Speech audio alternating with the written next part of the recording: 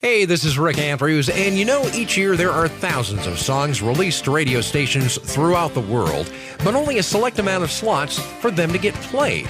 So really, a lot of great songs get lost in the shuffle, but sometimes they get a second chance. So this week, let's go behind the music with the re-release. What did you think?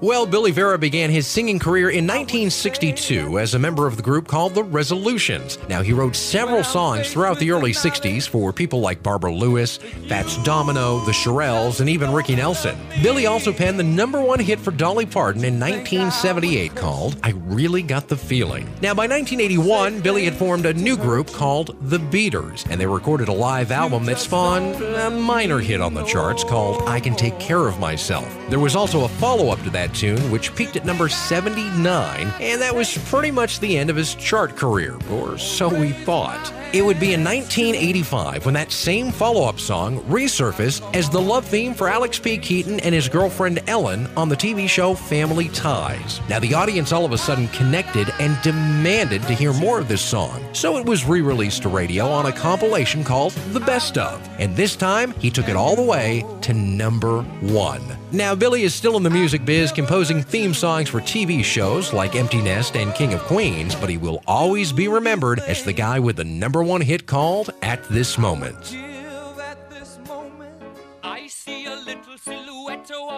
Now, you want to talk about a song with legs? This Queen classic hit #9 on the charts in the winter of 1976. It would spend more than 4 months in the top 40. Then, 16 years later, it would return to the charts. Now, this song would give us words like Bismillah, Scaramouche, and Beelzebub.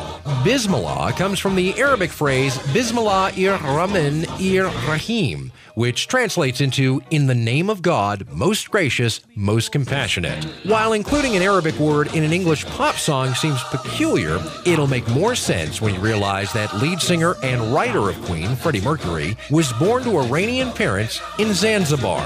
Now, Scaramouche is a nod to a 1921 novel called Scaramouche, A Romance of the French Revolution. And the word Beelzebub comes from the Hebrew meaning Lord of the Flies. In the New Testament, Beelzebub is known as the Prince of Devils. Well, Bohemian Rhapsody would re-chart in 1992 and go all the way to #2. And we've got a couple guys to thank for that by the name of Wayne and Garth. And finally, before trading barbs with Simon Cowell for 8 seasons on American Idol, Paula Abdul was a Laker cheerleader and choreographer. Now, in the early 80s, Paula would choreograph one of the famous scenes of pretty much one of my favorite movies starring Tom Hanks called Big. You remember the famous giant keyboard scene? Well, that was all Paula's doing. By 1987, Paula had saved up enough money to make a singing demo. Although her voice was untrained, her dancing proved marketable, and she was signed to a record deal. Originally, this would be her sophomore single following up the song Knocked Out. Sadly, it stalled at number 88 just after 5 weeks. But due to her popularity on the Club MTV tour, this single was re-released in the fall of 1989 and would go all the way to #3. Paula, by the way, would go on to have 5 top 3 hits off her debut album, Forever Your Girl. 3 of those hits would go #1.